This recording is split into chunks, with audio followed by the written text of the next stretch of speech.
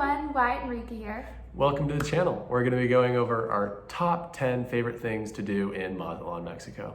Yep, and if you're interested in following our journey or learning more travel advice, make sure to subscribe to our channel. Cool, stay tuned.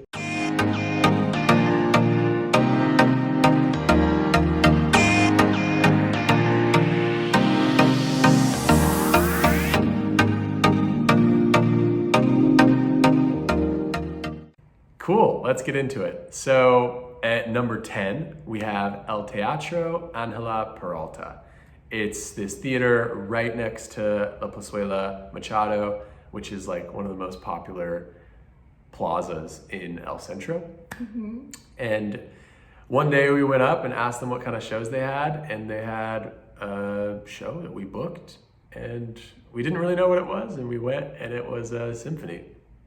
Yeah, but what's so cool about the theater is that there's different performances depending on the time that you go to Mazatlán. Mm-hmm. So we saw a symphony, but there's also different musicals and a ton of different things. Dance performances have been done there. So it really just depends on the time you go. Yeah, and the prices are not very expensive.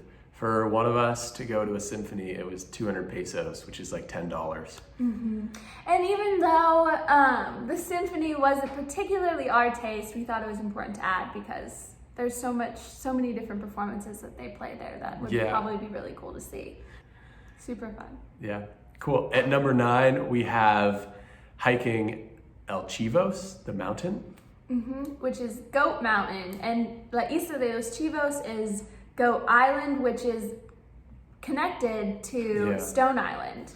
Yeah, just through reading Wikipedia pages, it used to not be connected. That's why it's called an island, but they like built a land bridge with rocks and stuff, and now it's just, you can just walk straight there from La Isla.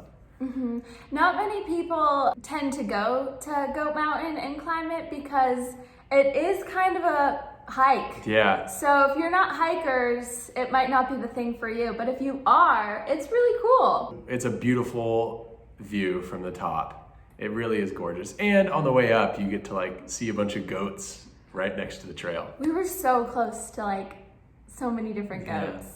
But it's fun. The trail does like dissipate, so you're just climbing up rocks at the end. That's why hikers. Yeah, just bring good shoes too, because Rika here took a little fall.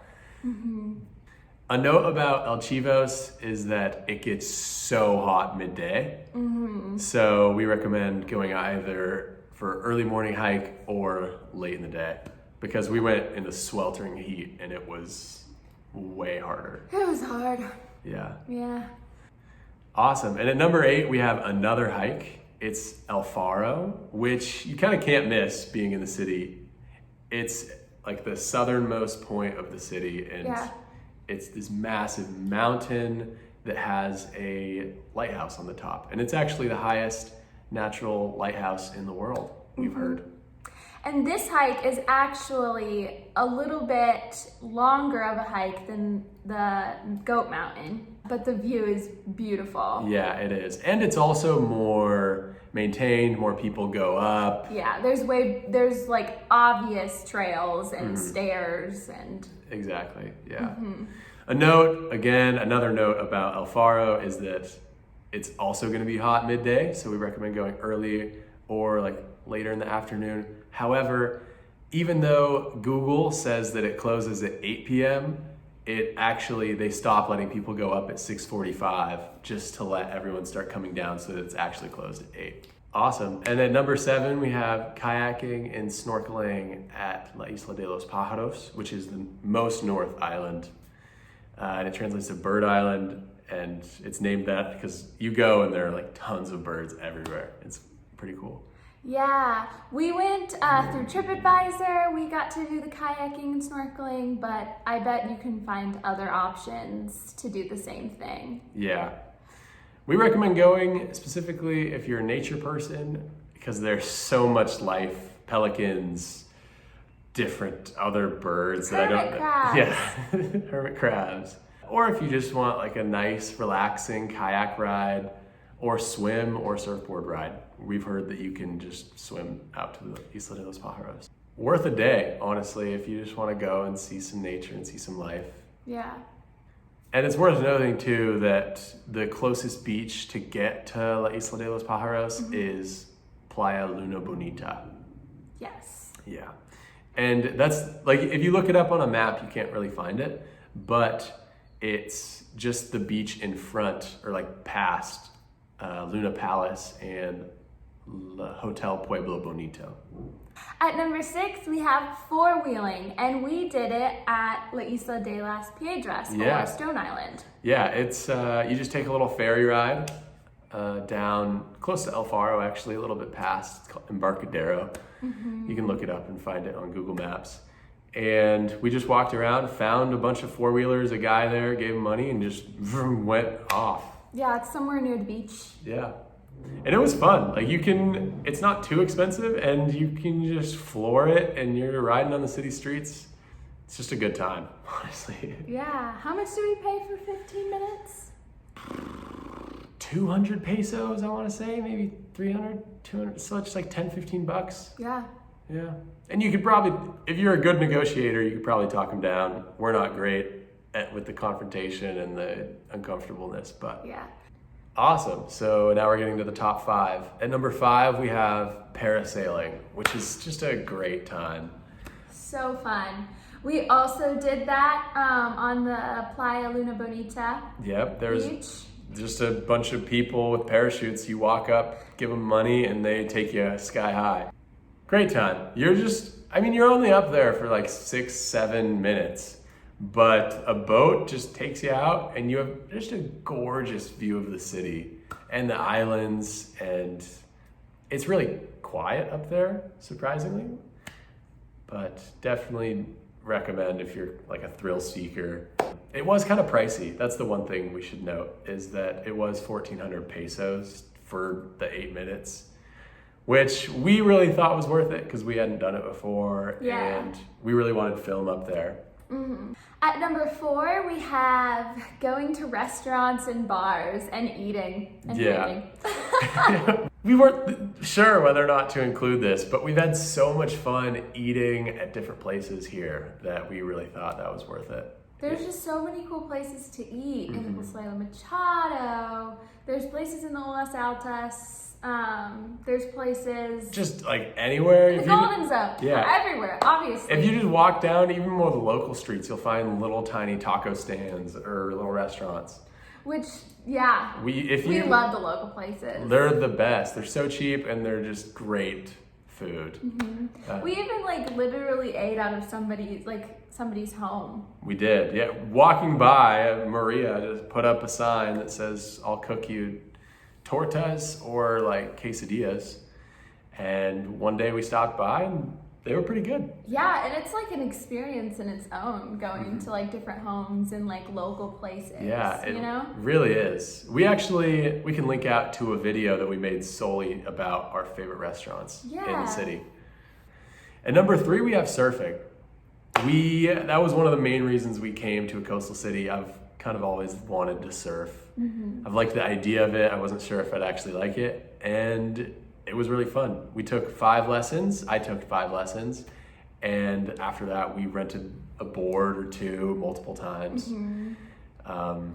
And it was just a great time almost every time. I mean, it can be frustrating. Surfing's harder than it looks. It's really hard when you're starting out. Yeah, but it definitely. But like once you actually like kind of get the hang of it, or just it's a very meditative time because you're just floating on the water. It can be very stressful too when there's waves coming at you, but it's just a great time. So we wanted to really recommend to do that while here.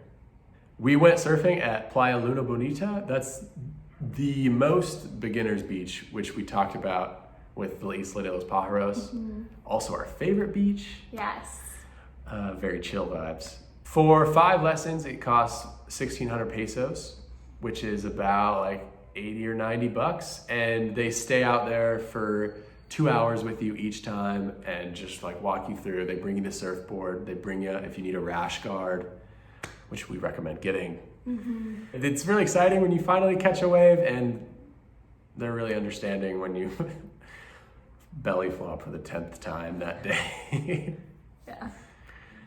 At number 2, we have horseback riding. We did it on the beach, but you can also do it down the streets of La Isla de las Piedras again, so Stone Island. We did it twice actually. We went once, had such a good time. We were like, we want to do this again.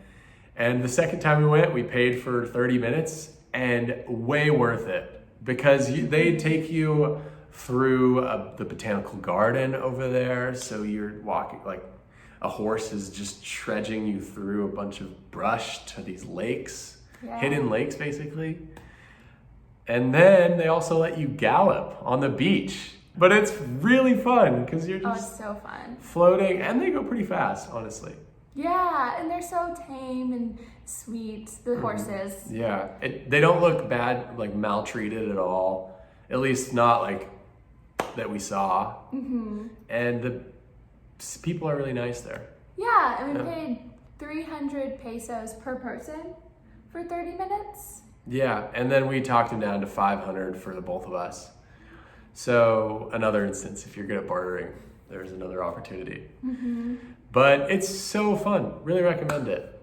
And at number 1, we have the catamaran rides.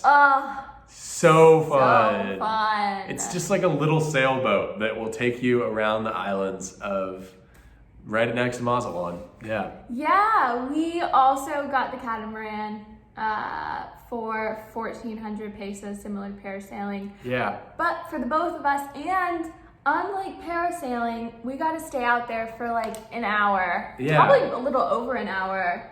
And you're just relaxing. You can bring drinks if you want. You can bring snacks. You can bring your camera, whatever. And you're just floating along. Yeah, we had a guide, Toyo. He was so awesome. Yeah, just chatted the whole time, and he took us out to Deer Island, Isla de los Reinos, I think.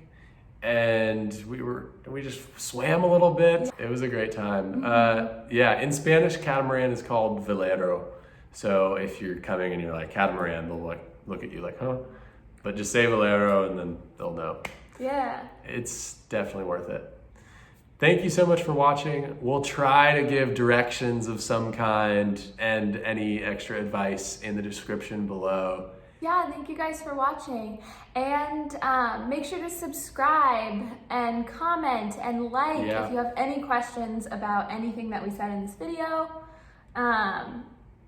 Yeah. Cool. Take care, everyone. Bye.